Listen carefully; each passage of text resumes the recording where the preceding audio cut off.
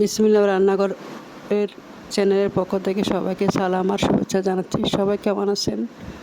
তো আমি আজকে এখানে 1 কেজি ছাগলের মাংসের কোরমা রান্না করব। তো আপনাদের সামনে উপস্থাপন করলাম। আপনারা আপনাদের নিয়মে করেন, অনেকে অনেক নিয়মে করে। আমি আমার নিয়মে করতেছি, আপনাদের সামনে উপস্থাপন করছি।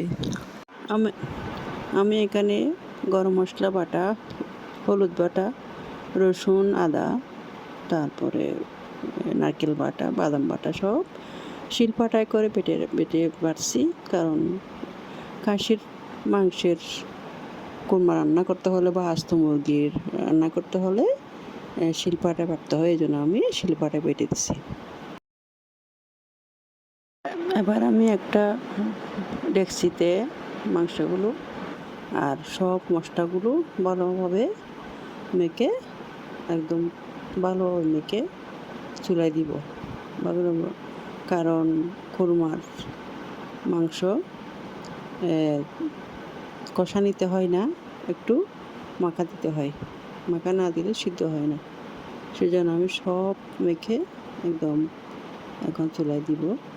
তো একটু হাত ধোয়া পানি দিব, বা ওই যে নারকেল ব্লেন্ড করছিলাম, নারকেল বাটছিলাম, ওখানে নারকেলের পানিগুলো দিতে হবে। দিছি, এগুলো ফেলে দিই না আর কি, এগুলো ফেলে দিলে একটু ভালো, এই জন্য ফেলে নিই আর কি। আমি এখানে 1 কেজি ছাগলের মাংসের কোরমার জন্য আধা লিটার মানে 500 লিটার একটা দুধের প্যাকেট আনছি। এখানে আমি শুধু 250 গ্রাম পানি মিশিয়ে দিব, বেশি দিব না, কারণ বেশি পানি দিলে দুধগুলো পাতলা হয়ে যাবে। এজন্য আমি 250 গ্রাম পানি মিশাবো, এখানে জাল করবো। তারপরে এবার আমি দেখছেন এখন যে পানিগুলো বের হয়েছে মাংস থেকে, কোরমার মাংস থেকে কিছু পানি বের হয়েছে, ওগুলোকে শুকায় ফেলতে হবে। না শুকালে মাংসগুলো মানে কোরমার মাংসগুলো সিদ্ধ হবে না। আমি কোরমার যে পানিগুলো বের হয়েছে ওগুলোকে একদম খাওয়াই ফেলতে হবে জাল দিয়ে, অল্প জালে, খুব বেশি জাল না, অল্প জালে দিতে হবে। যখন খাওয়া হয়েছে তারপর আমি দুধগুলো জাল করে এখন ঢেলে দিয়েছি। দুধগুলো জাল করে ঢেলে দিয়েছি। এখন আমি বাগার দিব। তো বাগার দেওয়ার আগে দুধ দিতে হয়। হ্যাঁ, আমি এখানে বাগার দেওয়ার জন্য 3-4টা বড় বড় পেঁয়াজ, এখানে বড় বড় 3টা পেঁয়াজ কুচি করে কাটছি। এগুলোকে বেরেস্তার আকারে ভুনে তারপর আমি কোরমাগুলো বাগার দিব। আমি কোরমাগুলো বাগার দেওয়ার আগে তেজপাতা, এলাচ, লবঙ্গ, দারুচিনি, তারপরে ঘিটা পরে দিলে হয়।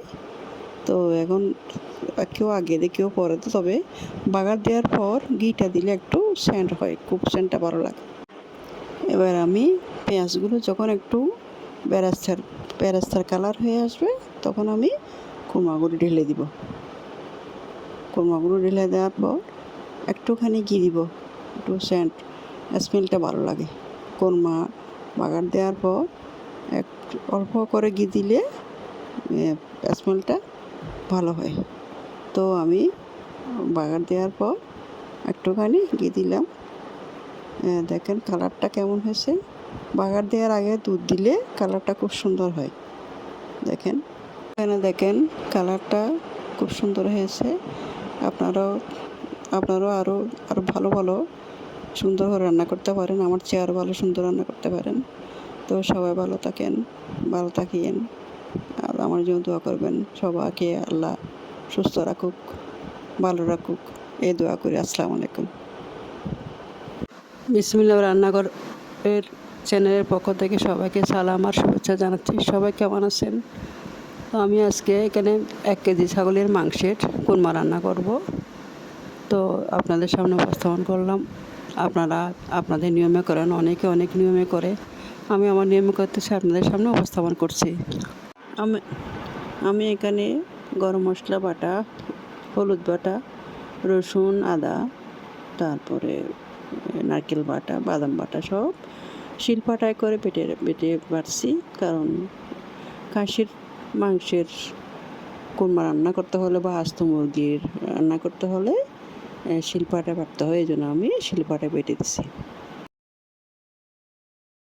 এবার আমি একটা ডেকচিতে মাংসগুলো আর সব মশলাগুলো ভালোভাবে মেখে একদম ভালোভাবে মেখে চুলায় দিব ভালো, কারণ খুরমার মাংস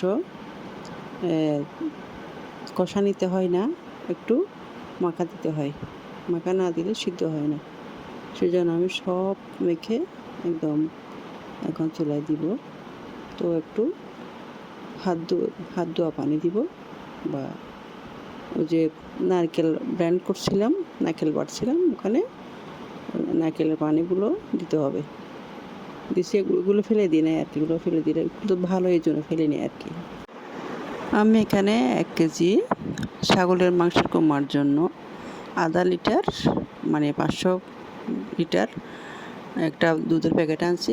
এখানে আমি শুধু 250 গ্রাম পানি মিশিয়ে দিব, বেশি দিব না, কারণ বেশি পানি দিলে দুধগুলো পাতলা হয়ে যাবে। এজন্য আমি 250 গ্রাম পানি মিশাবো, এখানে জাল করব। তারপরে এবার আমি দেখছেন এখন যে পানিগুলো বের হয়েছে মাংস থেকে, কোরমার মাংস থেকে কিছু পানি বের হয়েছে, ওগুলোকে শুকায় ফেলতে হবে। না শুকালে মাংসগুলো মানে কোরমার মাংসগুলো সিদ্ধ হবে না।